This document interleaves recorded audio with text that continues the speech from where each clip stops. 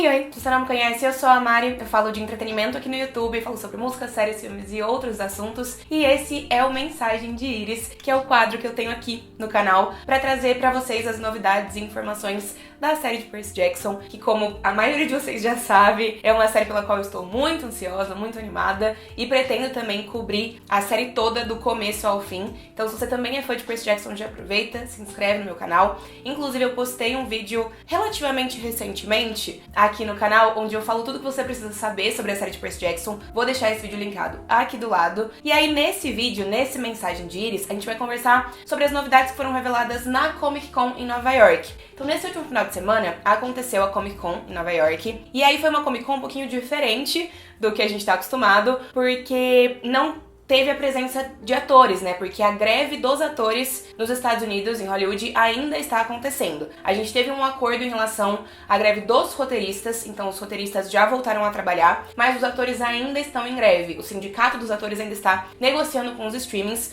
o que é um pouco triste, porque a gente poderia ter tido o nosso trio, Walker, o Ariam e a Alia, na Comic Con, divulgando Percy Jackson da mesma forma que o restante da produção fez, mas isso não aconteceu. Apesar disso, a gente teve algumas coisas muito legais pra gente poder conversar nesse vídeo, então eu tô muito animada pra falar com vocês.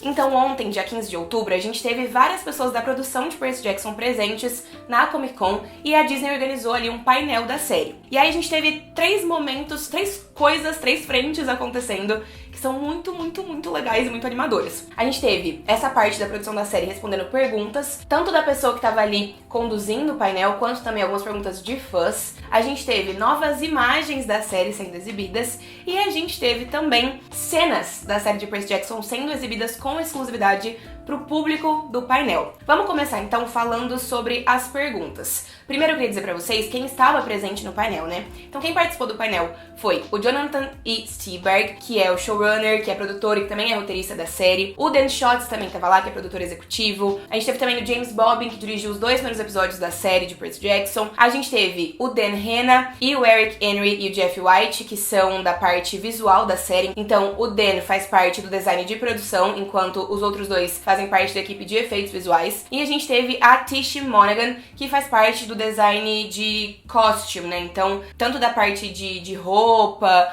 quanto da parte... Bom, enfim, dos elementos que compõem os visuais ali da produção da série. E aí eles falaram bastante sobre algumas coisas. Eles falaram sobre a importância do envolvimento do Rick Riordan no desenvolvimento da série, né? O quanto ele esteve presente, o quanto eles quiseram trazer pra série a ideia de que esse é um negócio de família, né? É um family business, eles disseram inclusive.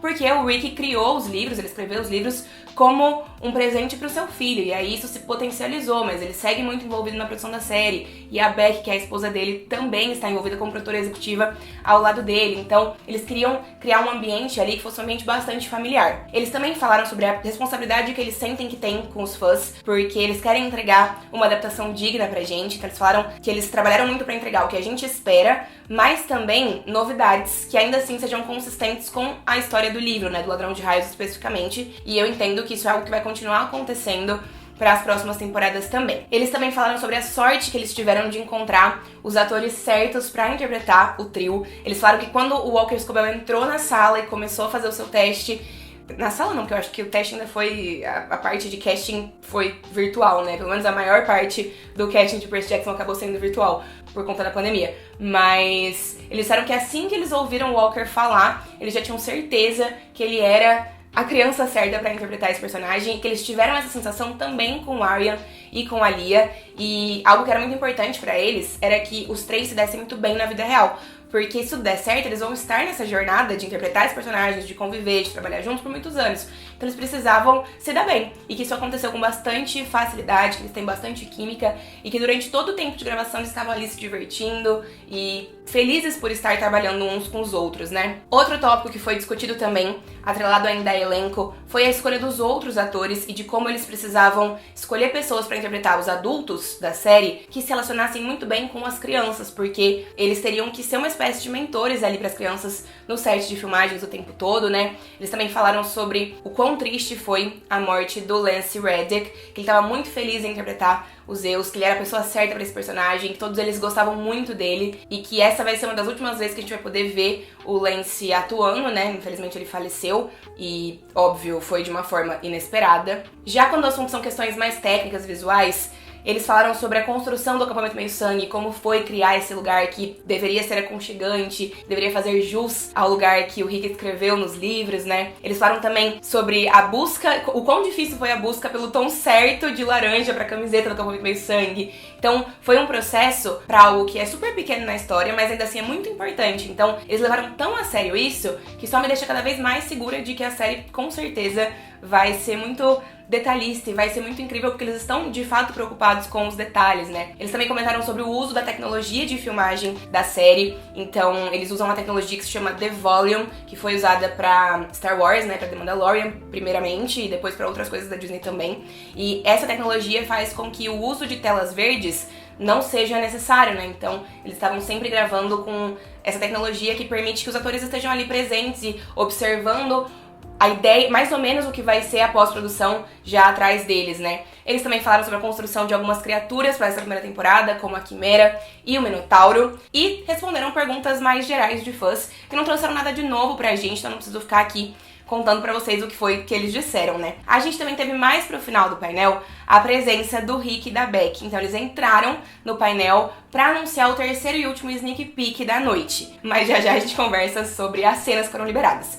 Primeiro eu queria conversar com vocês sobre as imagens, porque a gente teve 15 novas imagens da primeira temporada de Percy Jackson e algumas delas mostram pra gente, inclusive, personagens caracterizados que a gente ainda não tinha visto. Então, a primeira que foi mostrada foi a da Sally, e aí nessa imagem me parece que ela tá usando a mesma roupa que ela tá usando nas cenas que a gente viu do teaser. Só que, na minha visão, isso aqui parece de dia. Então eu fiquei imaginando se não seria a Sally na casa dela e do Percy e do Gabe também, né, antes deles irem pro chalé de Montauk. E aí a gente também viu o Gabe pela primeira vez, que era um personagem que eu tava muito ansiosa pra ver como ficaria caracterizado. E ele tá sentado numa poltrona ali, com uma cerveja na mão, bem de boa, bem na vibe que a gente espera que ele seja mesmo. Então talvez seja ali no mesmo momento, mais ou menos, em que a gente vê a série na imagem anterior. A gente também pode ver as primeiras imagens da Clarice e do Luke. A Clarice tá num momento mais à noite, talvez depois do Caça-Bandeira, ou algo nesse sentido. Não sei, porque a paisagem já tá mais à noite, a gente sabe que o Caça-Bandeira vai acontecer na série de dia, né? Mas a imagem do Luke, com certeza, é uma imagem dele no Caça-Bandeira, porque ele tá vestido com a armadura completa, com o elmo e tudo mais. Também vimos uma imagem do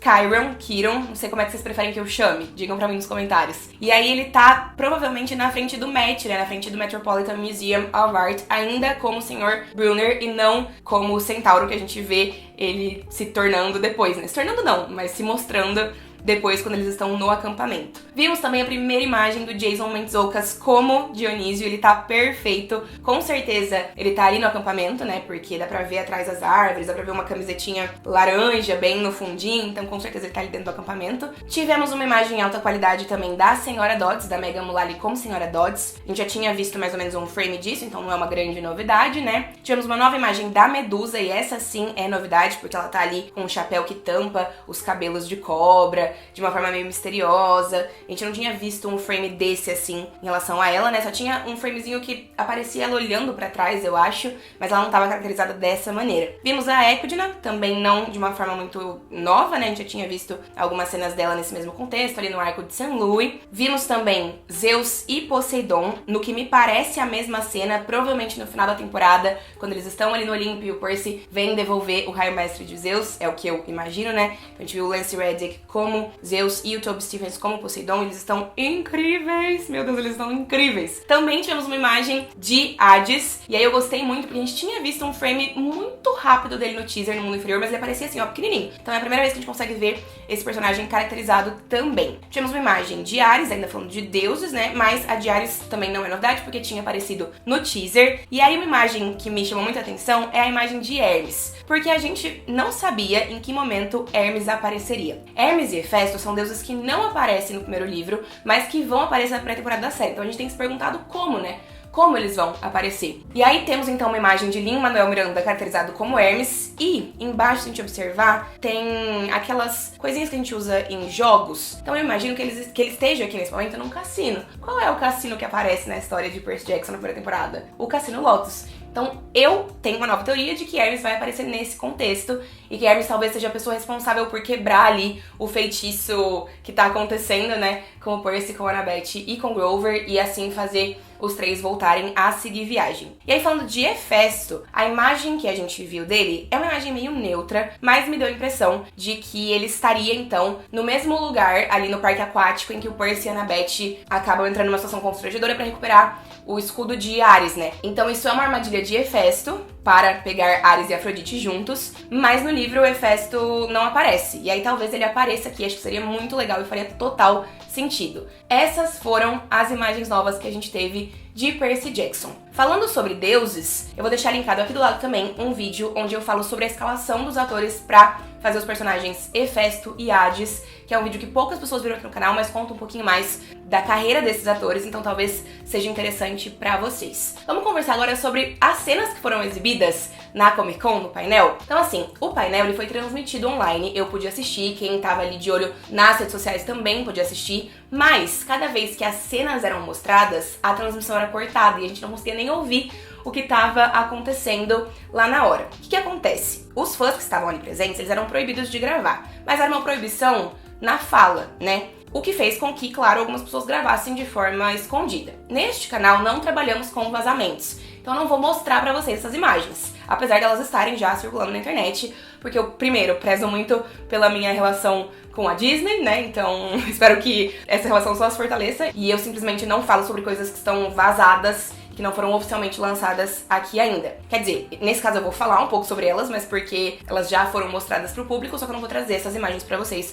nesse vídeo. Só que apesar dos fãs estarem proibidos de gravar, eles não estavam proibidos de comentar sobre isso nas redes sociais, né? Então a gente teve alguns fãs que estavam presentes falando mais ou menos o que estava acontecendo nas cenas. E aí é isso que eu vou fazer com vocês nesse momento. A primeira exibição de cenas no painel foi dos 7 primeiros minutos do primeiro episódio. 7 minutos inteiros de Percy Jackson, pelo amor de Deus.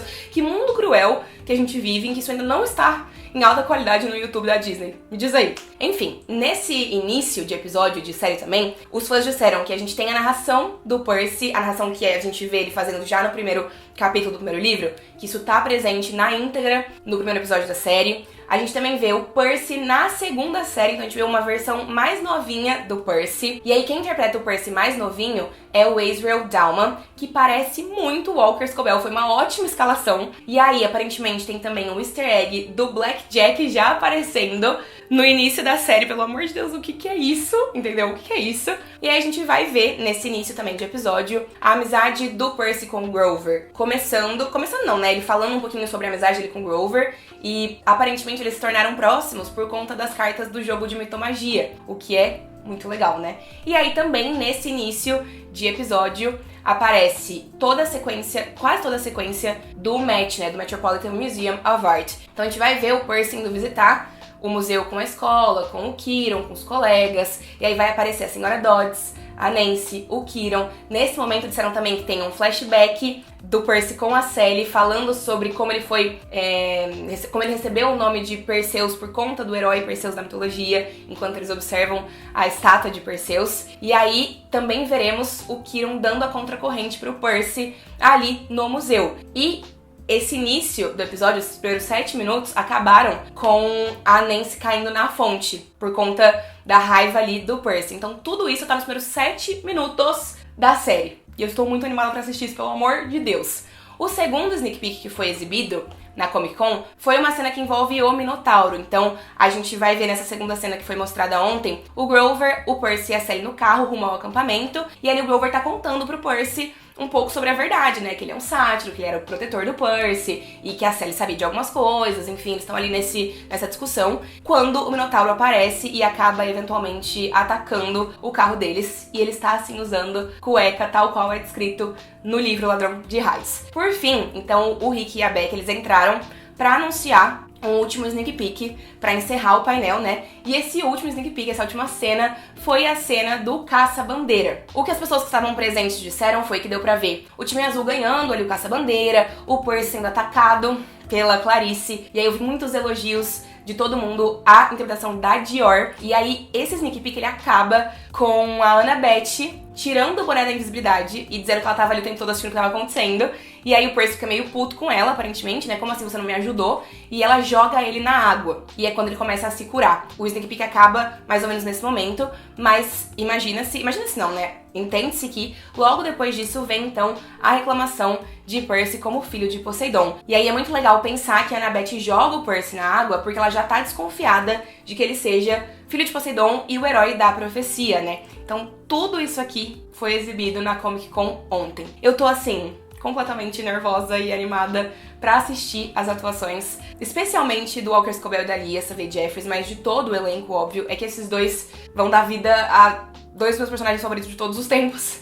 O Arryn também com o Grover, né? Inclusive, se você ainda não assistiu nada com a Lia e com o Walker, eu ando viciada em ver tudo que eles já fizeram, não é muita coisa, né? Mas eu fiz um vídeo aqui pro canal também, onde eu falo um pouco sobre dois projetos deles. Sobre o filme A Fera, que a Lia fez, e sobre o filme Secret Headquarters, que o Walker fez. E os dois estão disponíveis em streamings, se eu não tô enganada. Então vou deixar esse vídeo linkado aqui do lado pra vocês irem assistir, e depois também assistirem aos filmes que eles já fizeram. Tem também o projeto Adam, do Walker, na Netflix, e Something from Tiffany's, acho que é esse o nome, que é o filme que a Lia fez do Prime Video. Então assistam as coisas com eles enquanto a série não chega até a gente. Enfim, este foi uma mensagem de Iris longo. Hablei, mas fiquei muito animada com as novidades. Estou realmente passando mal de nervoso. Chorei um pouco ontem já, meu olhinho enche de lágrimas toda vez que eu vejo qualquer coisa dessa série. E eu sei que vocês estão tão animados quanto eu. Então se inscrevam no canal, mandem esse vídeo para as outras pessoas que estão esperando a série de Percy Jackson. E a gente vai se vendo aos poucos, sempre que tivermos novas informações.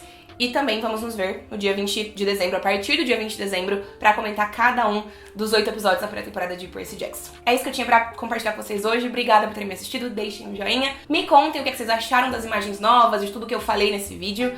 E a gente vai se falando, tá bem? Um beijo e tchau!